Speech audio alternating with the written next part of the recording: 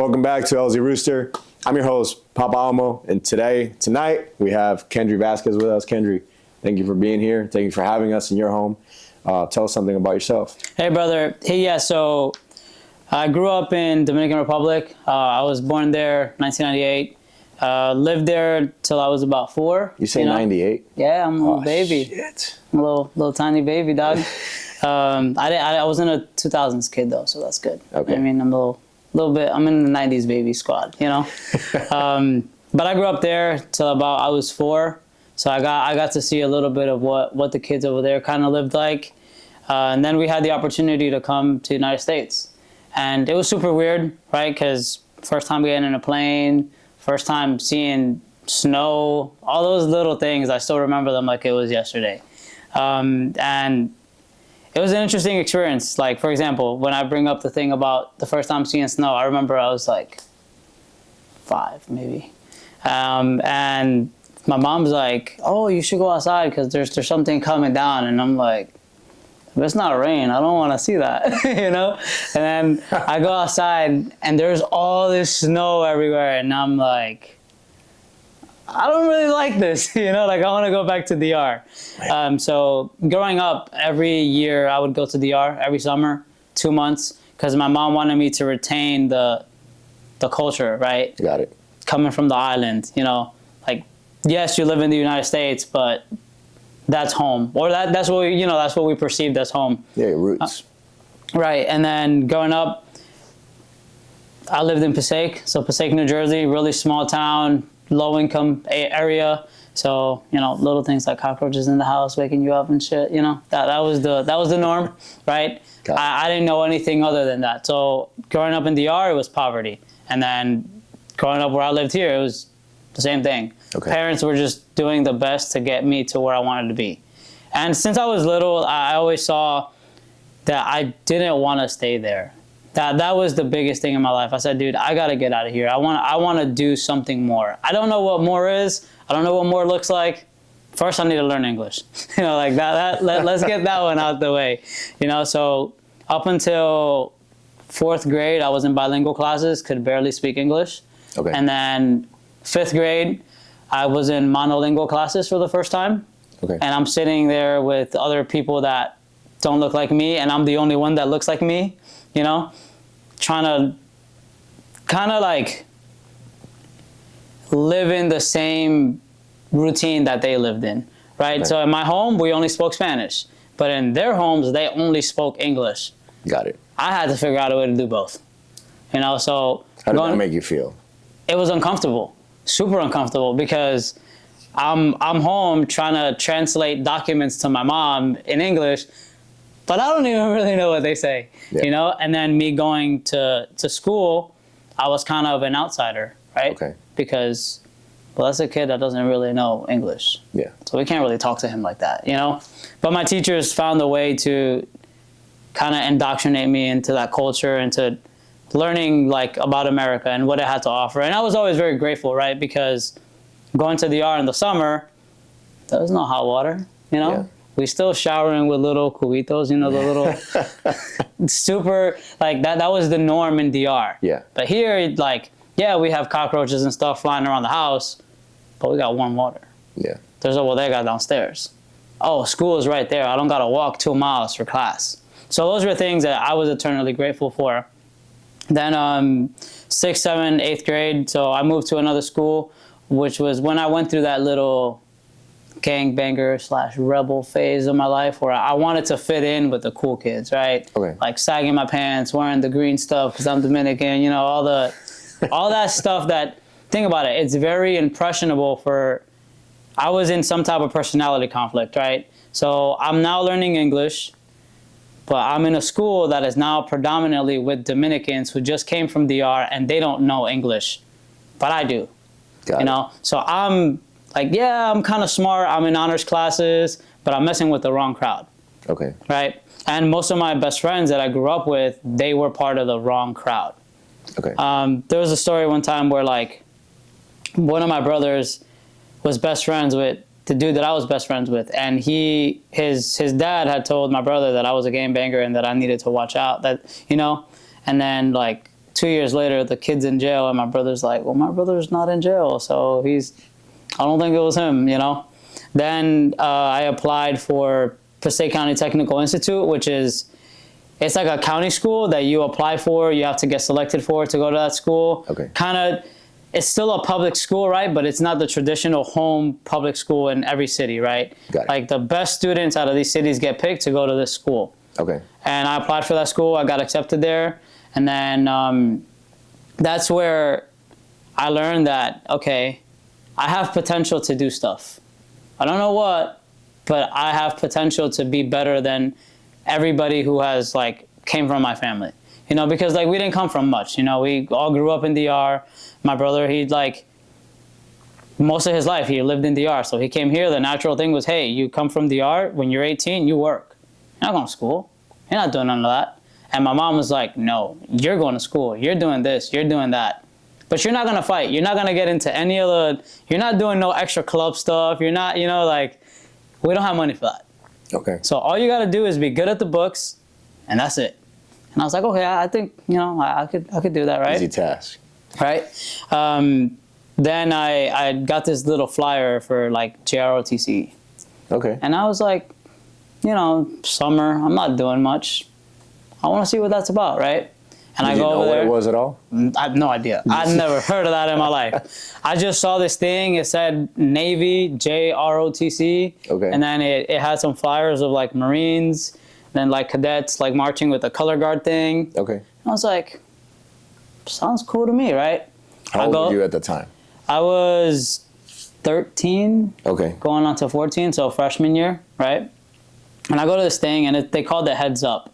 So that was where all the freshman kids went to see if they liked ROTC.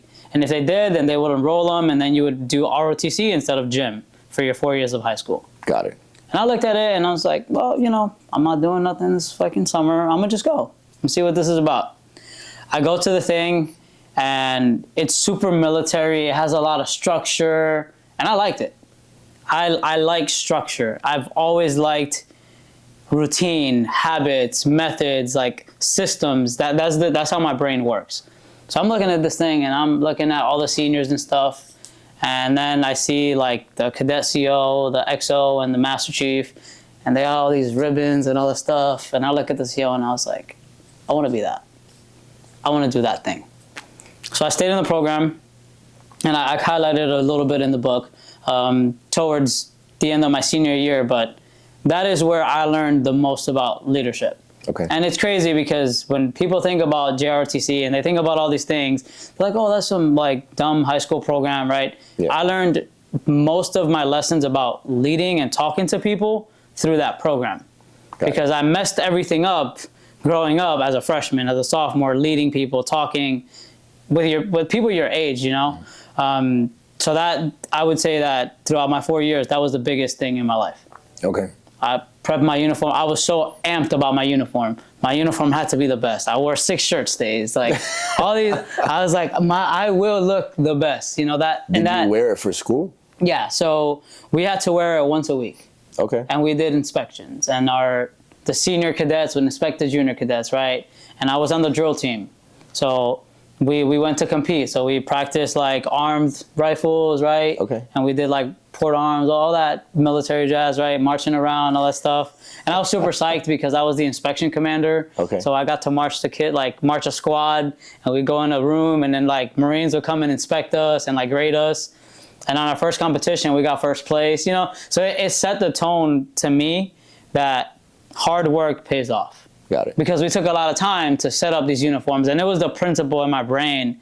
I guess like I saw it, like now I see it more than I saw it then, right? Mm-hmm. But it set the foundation for what my expectations of a person are.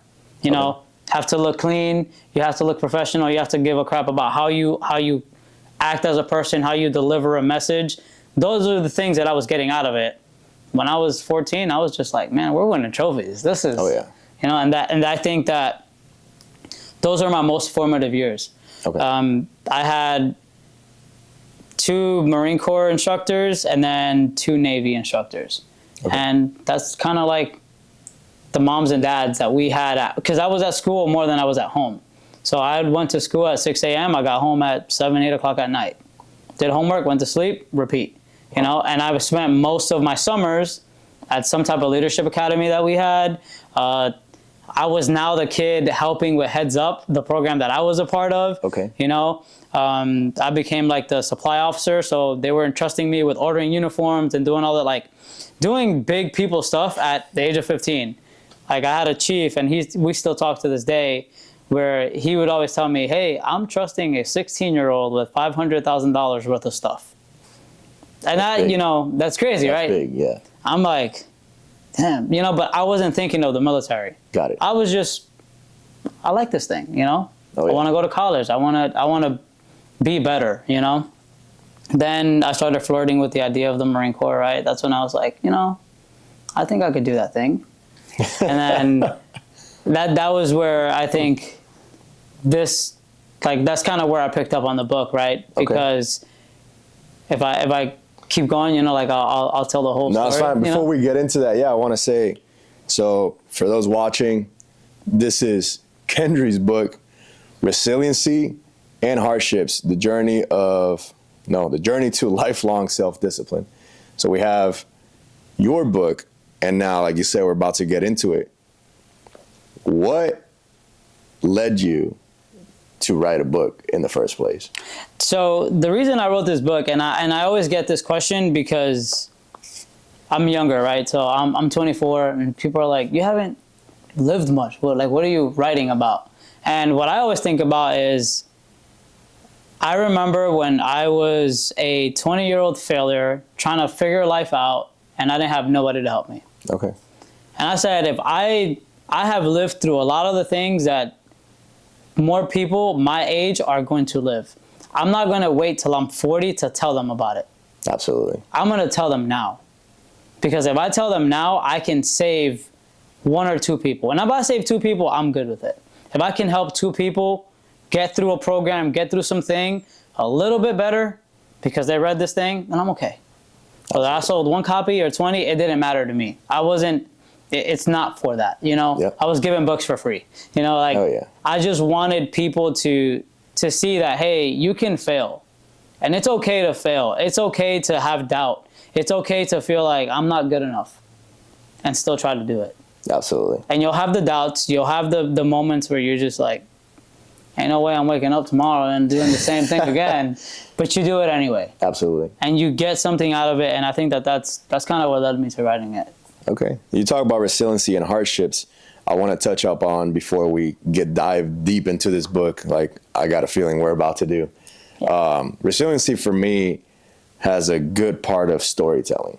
Yes. And when I say storytelling, I don't mean you're making shit up. It means, you ever heard that song that says, I'm the man, I'm the man, I'm the man? There's a part in that song that says, I believe every lie that I ever told. Right. That's storytelling. Yeah. Because to believe in something means that you are putting that effort into making it happen. Correct. Okay? So that's why I say storytelling is a big part of your resiliency. Yes. But sometimes, in my opinion, you have to understand that your age doesn't fucking matter. Right. Like maybe you're 24 years old, but you have experience and you have something to bring to the table. So you telling yourself that at first will help you mold that and shape people into like, okay, I want you to do this because I know it's going to work. Absolutely. Or whatever the case may be. Yeah. And that's a big piece of building that resiliency. So let's dive into it, man. Let's do it. When you talk resiliency and hardships, what's the first thing that came to mind? Like, so when I thought about the title, I didn't even know where I wanted to go with the book. okay, I just wanted to illustrate all the lowest points of my life. got it. Did And you how I write got the through it. book first and then the title, or did you write the title and then the book? So really weird. I wrote a table of contents, right? Okay, And I just wrote all the chapters down. got it. And I just said, okay, I want to talk about, I want to bring this from when I was like 16 up until most present day. I think I was 21, 22 when I finished writing it. Okay, And I said, I want to highlight all the bad moments, and I just want to write it in a way that intrigues the person that's about to read it. Absolutely. So as you read through the table of contents, you read, at my prime, haven't tasted blood. Well, what does that mean? You know, like, what does at my prime mean, right? Yep. I'm 16, 17, talking about me at my prime. Was it really? No, but that's what I felt like. That was the emotional state that I was in when I was 16, 17. Got it. I felt untouchable, you know? Yeah, and I read through the chapter too, and in that chapter you talk about, like you said, your days in that junior ROTC.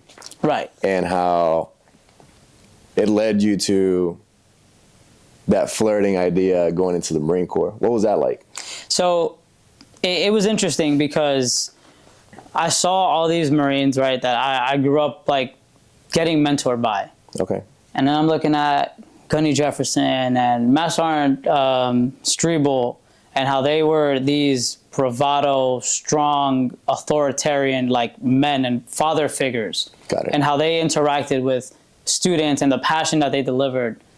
I was like, I want to do that. Okay. I want to be that person for somebody, because I have always loved to teach.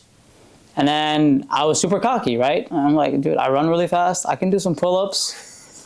Sounds like I could be a Marine, you know? All right. And that was and it was weird, right? Because that is not entirely what being a Marine is about. Yeah. But when you're 16, 17, you do 10 pull-ups, you get a shirt, you know? Hey man, I'm here for the pain is weakness, leaving the body shirt, you know? The blue shirt, the infamous blue shirt. Yeah, for Right. our audience, if you find a Marine recruiter and you can do 10 pull-ups at their pull-up bar, you get a free t-shirt. So if you're missing some workout t-shirts, that's where you go get it. go find your recruiter. He'll give you a t-shirt. You know, and I remember, because I remember calling that sergeant, and I fast forward, we'll talk a little later, but I saw him a few weeks ago, right? Okay. And I had called him, and I'm like, hey, I want to join the Marine Corps. And he's like, come to my office. And then we're going through the conversation, and he's more like, well, what do you bring to the table? And I'm like, what you mean, dog? Me, you know?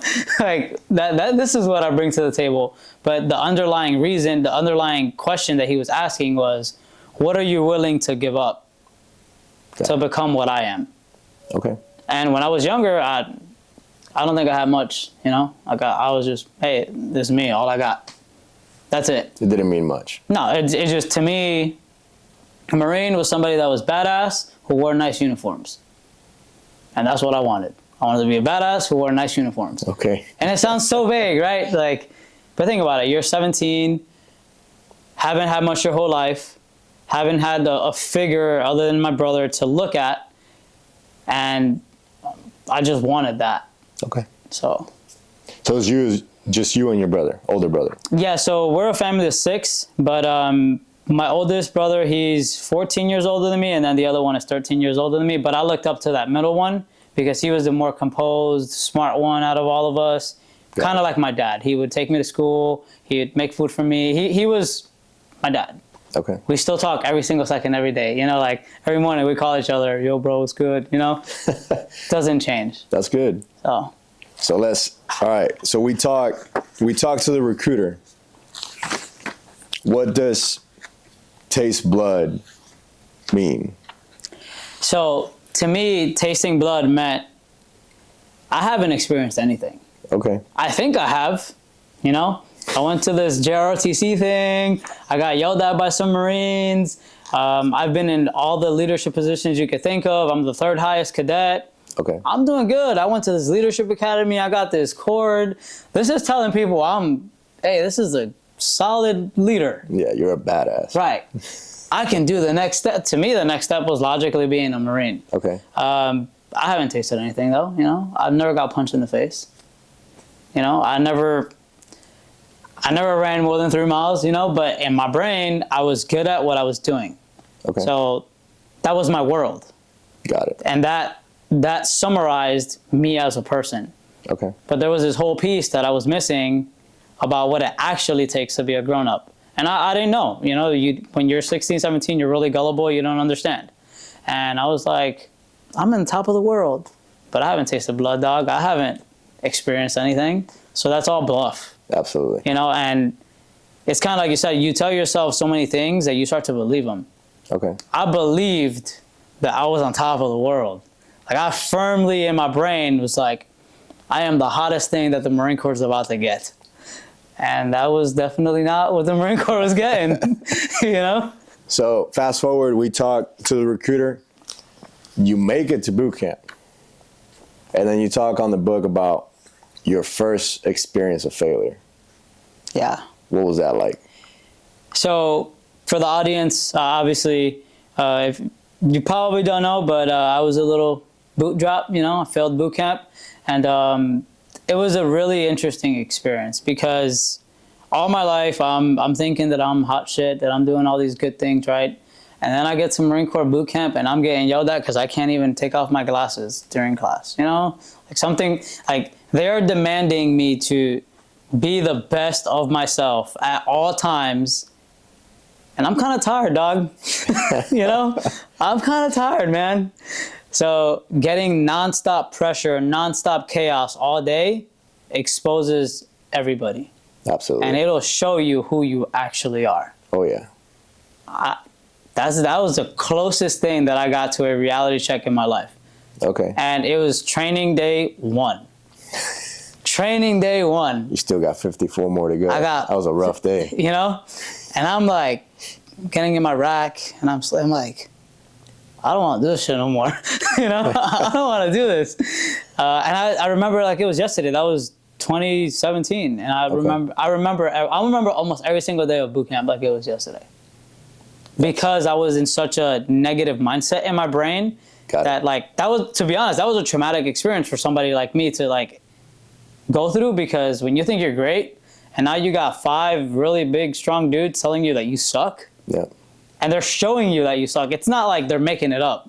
No, you actually suck. You know? And then they pop that bubble.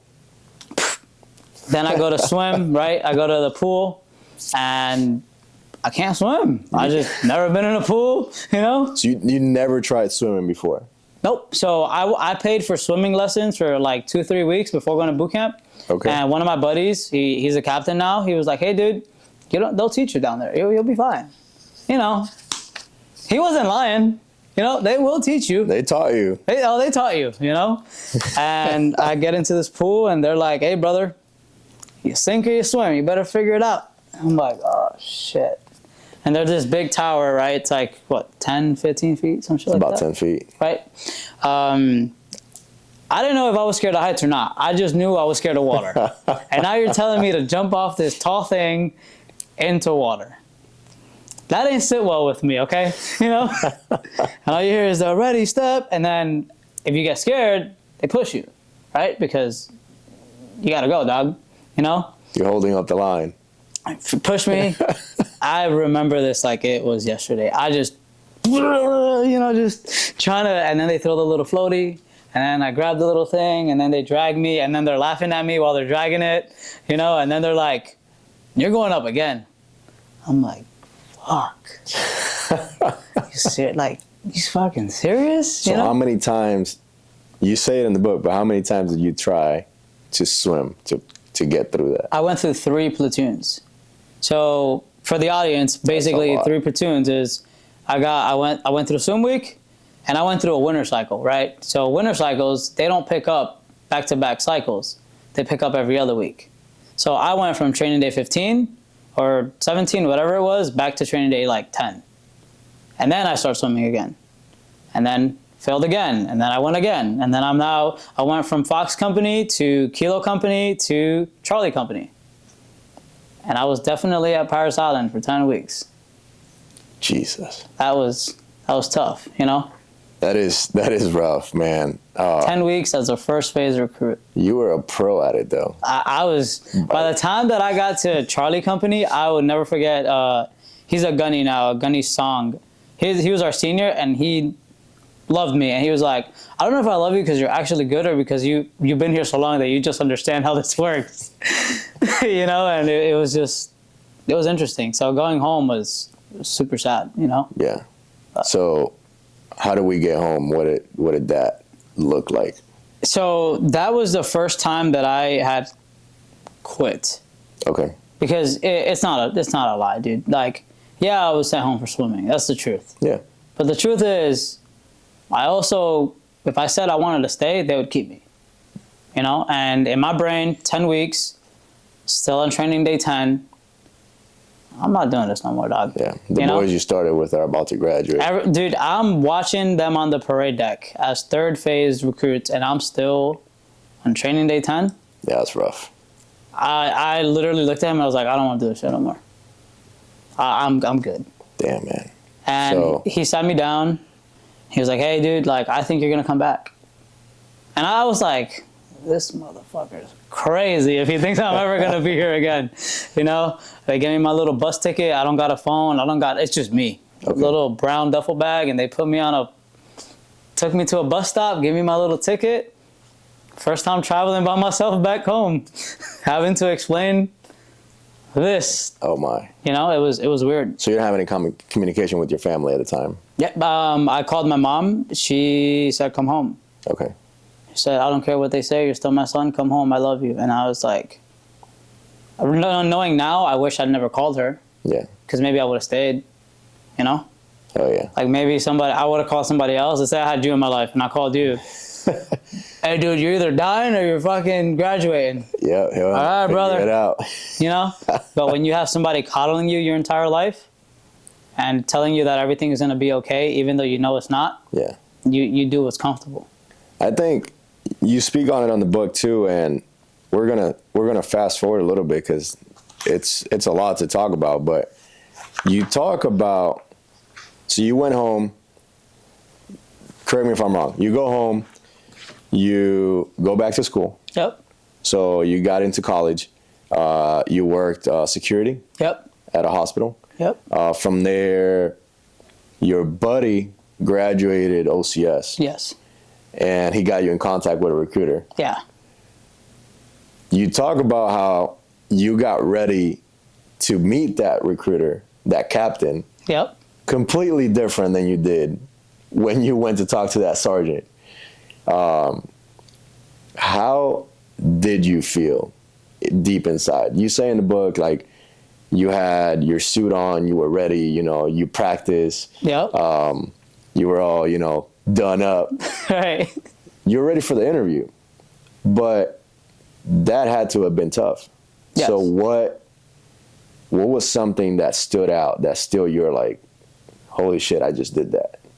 So it was, for the first time in my life, I was facing the one thing that I kept running away from the last 2 or 3 years. Got it. And I remember leaving my house and I looked at myself in the mirror and I said, you're not backing down from this one. You're gonna do this thing. And there was so much conviction, so much determination to do it. I was scared shitless going to fucking, it was room 3404. I think that was like her like office. I remember that shit like it was yesterday, or 3604. And they opened up the thing. I'm going up to the elevator and I'm sweating. It's cold as hell and I'm sweating because I'm like, am I really the changed person that I say I am, or am I just telling myself that? Okay. We're about to find out. For sure. So. And then that's when you introduce, it says, fuck a plan B, it's all I got. Yeah. What does that mean to you? To me, fuck a plan B, this is all I got, is you either die doing the thing that you say that you're going to do, or you complete it. But what led you to feel that way? What sparked that? The fact that I quit before. Okay. The fact that I went through a place, I was in Paris Island, and I said, oh, you know what? Oh, if I fail this, I'll go be a history teacher.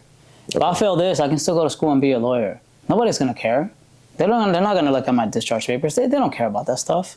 I have all these other opportunities. It doesn't matter. Okay. That's the reason why you quit in the first place. Absolutely. You quit in the first place because you don't have enough conviction and faith in yourself to accomplish your plan. It was a very interesting experience because that was the first time that I was looking at myself and asking myself, am I a changed person, or am I just saying that I changed? Got it. You know, and did I face all those problems, those insecurities that I had, or are they still there and I'm just covering it up with a little bit of makeup? Okay. You know? And going up those steps, it was cold as hell, but I was sweating, you know? I was sweating going up to 3604. And meeting the OSO for the first time, a captain, it set the tone, right? It set the impression for, yeah, this is the person that I want to be. This is what I want to do. Okay. So what was that meeting like? Really interesting, right? Because we were in that room, and within the first like 45 seconds, she just broke me straight to it. She said, hey, what have you done with the swimming thing? Boom. Straight to the point. Straight to the point. Fucking Marine, you know? And I was honest. I was like, hey, I've been training for it. You know, I've been trying to get better at it. I'm not the best, but I've been trying. Okay. And she took that and she said, yeah, I think this is a kid that I could work through. You know, it took a long time to get through the process, but we got selected. You know? Absolutely. So you talk about how she brought up the swimming. But you had in here, it says, fuck a plan B, it's all I got. Right. Is that what got you into the office? Absolutely. Because we live in a society, we live in a world where people, they make all these plans about, hey, if this doesn't work out, I'm going to do this, and I'm going to do that, and then I'm going to do this, and I'm going to do that. And that was the same mindset that I had when I went to boot camp.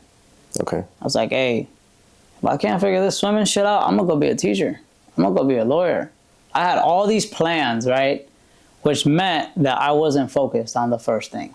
Okay. Which was being a Marine. And then I said, hey, I don't want to be that person anymore. I don't want to be the person that has extra plans because he couldn't do the first thing that he actually wanted to do. It's called settling. It's called quitting on yourself. And I don't ever want to be that person. I don't want to be the person that quits on himself. So I said, hey, dude, either you graduate or you dying. You ain't coming home without the thing that you said that you were going to do. Absolutely. And that's what led me to her office. Okay. And then from there on, you started training, which leads you to your chapter on the Trainiac. Right. What the hell is a Trainiac? So to me, a Trainiac is a person who prioritizes his training and his goals over anything else in their life. That to me is, hey, there's a birthday at 8, but you got legs at 6. I guess we're skipping this birthday, dog. Hey, you freaking go to work at 6, but you got to get up at 3 to get that workout in. Well, I guess we're operating on 4 or 5 hours of sleep. For sure. And that's what I was doing the entire time that I was training for this next thing that I wanted to do. Okay. I worked security 8 to 4, right? So that to me was the best time because I'd get up at 3:30, 4 o'clock, hit a run, some pre-workout, throw a Cliff Bar in my mouth, and go straight to do back and buys right after. Go to work, do my thing, get out of work, go swim. I was so focused on the thing that I started missing hanging out with my friends. I started missing family things. People were saying that I was disconnected. I didn't care because nobody cared about me when I failed. Got it. You know? So I said, hey man, the only person that's going to care about you while you're trying to do this thing is you. And nobody cares about this goal more than you do. And if you want this, like you say you want this, you got to be a Trainiac. So at this point in your life, you had realized your priority was more than just a goal.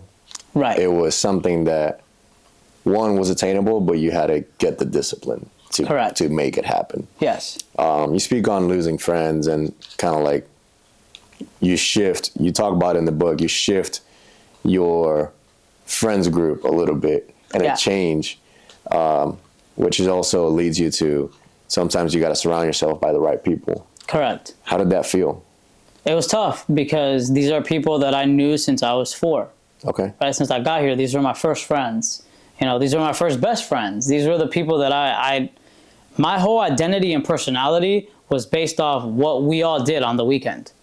We all had a group chat and we all hit each other up and it was, hey man, we're doing hookah and we're getting some drinks and we're eating some pizza. Oh, it's Sunday, you know what? We hang out together and we just talk shit in the living room. That was what we did. And I'm not saying that there's anything wrong with that. Yeah. You know, that is a choice that you decide to make, you know, but personally, I had things to do. Okay. I didn't have time for that shit. I needed to train. Absolutely. So guess what? I wasn't going out no more. I was getting out. It was a Saturday, and it was 3 a.m. And my mom's like, "What you doing up? It's 3 on a Saturday." I got a 17-mile run, my love. And then I'm going to the gym at 2 o'clock. You worked out for 5 hours today. I got things to do. Oh my. You know? So how did you find out that you're going to officer training? So I was taking a test for one of my political science classes, and I get a phone call, and there's a voicemail that my OSO left me at the time. She was like, "Hey, this is blah, blah, blah, blah. Call me as soon as possible." And in my brain, it's cold as hell, and I'm still sweating. I don't know, there's something about sweating in Jersey City, you know? I think you got a bigger problem. Yeah, something, my heart rate was 185, and I'm sitting like this. Don't understand how, but whatever. And then I called her back. She's giving me the, the sad talk, hey, like, it was a very competitive board, but we had to put a waiver for you. You didn't pass swimming, like, you have all these things going on. So, hey, unfortunately, I have to inform you, ... space, quiet in the phone, that you were selected to attend Officer Candidate School in May of 2020. And I'm like, wait, hold on, wait. Did you just, you just played me, I'm like, this lady. And I remember that I had like signed all the papers and all the stuff, right? And they give you like this Marine officer book, and you got to read this thing. And I read that back to front like 3 times. And it's the most boring thing I've ever read in my life. But, in my brain, officers got to know this thing. So I'm already trying to learn, trying to do all these study guides. I wanted to prove to myself that if I put my heart and soul into one thing, that I could do that thing. Okay. And I did it, like, we got there. So the process is very different. For those that don't know, when you enlist in the military, you go to the recruiter, you sign the paper, you go to boot camp. Officer Candidate School, you get selected for. So that must have felt all kinds of rewarding. Yeah. When you got that phone call. Hell yeah. So we make it to OCS, right? What did that feel like? Crazy when I say this, but it felt like home. Okay. Super weird, right? First day, they're like yelling and doing all this thing, right? And I'm sitting there in the squad bay, doing the thing. And I just remember every day thinking, this is exactly where I'm supposed to be. This is what I was asking for. This is what I got. And I love it, I loved my platoon. I still talk to people in my platoon to this day. Like, we still have our group chat from OCS when we were in ROM together, and we still like send each other stuff, We built such a great team, and it reinforced the thing that we always talk about, that when you're surrounded by people who want to be great and who want to do great things, you in fact become great yourself. Absolutely. And we were a team. We built each other up. We went through some tough stuff together, right? But that's part of the process, part of the training. That's why you do it. But it was, I would do it again. With the same team, I would do it again. Same instructor, same thing, I'd do that shit again. No problem. That's funny. So we make it, we become lieutenant, United States Marine Corps. Did you ever think you would be there? Absolutely not. 17-year-old, 2017, you went to recruit training. Yep. 2020, you become a Marine Corps officer. I can't tell you how, You asked me when I failed boot camp, April 17th, when I got home, and you told me, hey, January 31st, 2021, you're going to be a second lieutenant. I would look at you and say, hey, dude, you're smoking some shit. You're smoking. I can't even swim, dog. Man. All right. We talk about not even putting it into perspective. You had an ideology to become a Marine, but now you are like the Marine. Like you're the lieutenant, you're the sir. So now you're in charge. How do you think that would have felt if you could have told yourself in 2017 to pick yourself up, would that would have helped you, or would that would have made it worse? Honestly, I think I needed to fail. Sounds crazy when I say that, but I think that I still, and it crazy when I say this, but I still look in the mirror sometimes and I still see recruit Vasquez with the sleeves down here, poop blossoms all messed up. Tell me that shit, dog. You would have hated me. You would have. I would have been on your quarterdeck every day, you know. But I still see that sometimes. Okay. You know, and it keeps me humble. It keeps me on my toes. That's good. Because it tells me that if you stop, you will be that again. So I think I needed it. Gives you that drive. Yeah, it lets me know that if I stop, I'm going to be that person again. And I don't ever want to be that guy again. It's like, maybe I got to fucking go check myself out, you know? But it's something that lives in my brain all the time. Okay. And that's kind of why I wrote this, you know, to have an avenue to let that out. Okay. But that's just still there, you know? Every day I'm making sure my sleeves look a little bit good. You know, my sleeves look a little funny. I'm like, I don't want to be that guy again. I'm going to re-roll my shit, you know? You remind me of something one of my mentors always tells me. He's always saying, never be too big of a tree. What does that mean? Means that no matter how big a tree may rise and grow and how fat it could get and powerful, strong and whatever, it can still get chopped down. Yep. So you reminding yourself every single morning, every single day when you look in the mirror, where you came from, allows you to never be too big of a tree. Yes. Keeps you humble. Yeah. So in a way, I'm glad you have that, because it's something that not everyone in a leadership position understands, and not everyone that calls themselves a leader knows how to value. Yes, I think it helps me connect, you know, because I look at my Marines and I say, hey man, at 19, you were better than me at 19. You know why? You freaking passed. I didn't pass, dog. I was supposed to be a motor T operator, just like you. That was my contract. I can show it to you. I didn't make it, though. Yeah. So clearly at 19 right now, you have something that I did not have. Got it. You know? And I think that helps them see that I'm human. Absolutely. And that as much as they call me Mini Goggins and they think that I'm crazy because I go on runs during chow while everybody's eating, you know, they also understand that I care about them more than I care about anything else. You know, that they are at the front of my mind all the time. Absolutely. And it's a connection tool. When you fail, it brings people together. For sure. Because it's like that's my failure, right? But it's ours because I'm teaching you from it. And you're getting, like in my brain, when I failed, the thing that I got out of that was, hey man, you're never up here as like you think you are. You're somewhere down here, dog. Some humble pie will freaking toot you. Absolutely. Sometimes a 19-year-old kid needs to hear that. Hey man, you ain't on top of that PFC that comes in straight from the fucking boot camp, on top of the fucking world, right? You know, that's what you're thinking. And then life slaps you and you're like, oh shit. We talk about on top of the world, you talk about also the 26 miles of discipline. Yeah. What was that like? So I graduated OCS and on top of the world, right? Moto, raw, yuck, kill, all these things. And I wanted to run a marathon because I heard that marathons were hard. And I said, hey, I want to do hard stuff. And that's literally what I've defined the last 3 years of my life. I want to do stuff that's hard. Okay.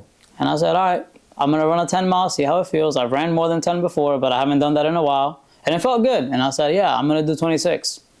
There's no math involved in there or no logic. You should understand that 10 and 26 are, those numbers are far from each other, you know?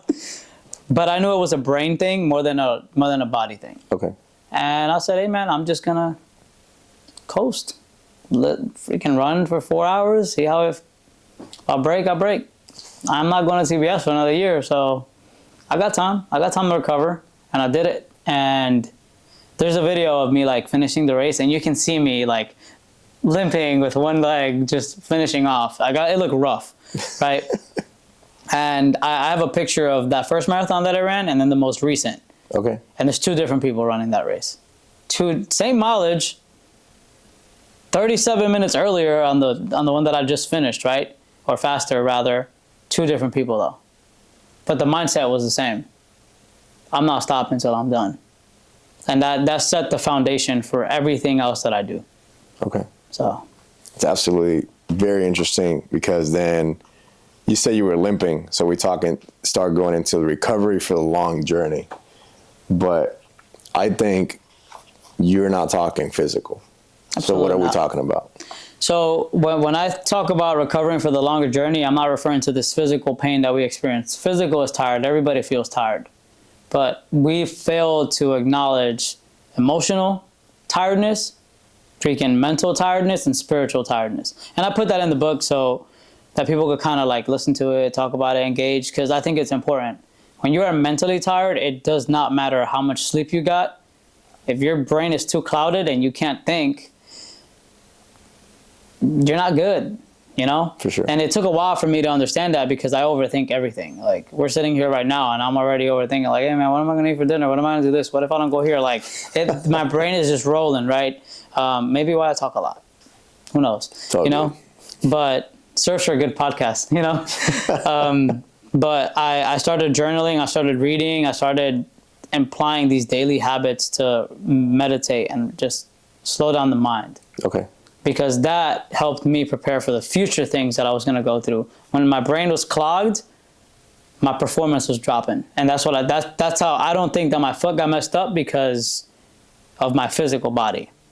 I think my mental was like dead. Got it. So my body was overcompensating for all the mental taxing that I had, which is weird, right? Because we don't connect those things. Yeah. But yeah. Man, we talk about resiliency and hardships. We talk about your persona, right? Or we talk about not just what's in the book. We talk about how your upbringing brought you here today. You know, yes, those hardships shaped you. Yes. But they have shaped you for the better. Absolutely. And made you the better man and built you into today being a lieutenant in the United States Marine Corps.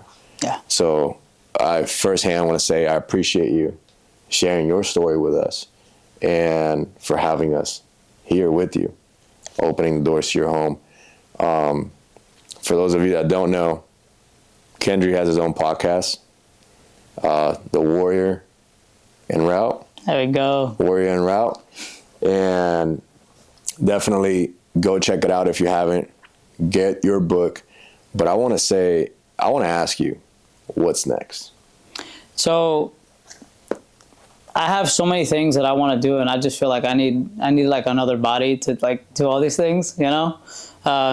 Truthfully, I love Marines and I love being in front of them. There's no greater feeling than like looking at Marines and be like, damn, those are my best friends, you know? But I think in the future, what I'm looking at is law school through the Marine Corps. Okay. And in terms of personal goals, I want to run a 50, a 100-mile race, and then there's this like race called like the Moab 240, like all these crazy races, you know, all that stuff. We'll get there one day, you know. Right now we ran a 50K, but we'll slowly get there, right? But all these things have taught me more about myself and more about empathy than I would if I just existed as a regular person, you know. So I think adding a component of life sucks here and there keeps you humble, keeps you growing, and it inspires people to be better. Absolutely. You know, they might think that I'm crazy for running 50 miles, but they're like, I think you're crazy. See, right? But you ran that half marathon, right? Yeah, it sucked. But you ran it. See what I'm saying? You know? And maybe you just saw somebody like talk about it, or the thought pondered in your brain, and then you saw other people running and you were like, okay. For sure. I could do that thing. And you did it. Absolutely. And you're going to run a marathon soon, but we'll Maybe. get there. We'll see. It'll spark, you know? Man, I wish you nothing but the best. You obviously have my contact. Absolutely. We got social media. We're always keep in contact no matter what. So your network is there, man. Thank you again for having us. I appreciate you. Hey, bro, thank you for having me. Thank Hell you. yeah.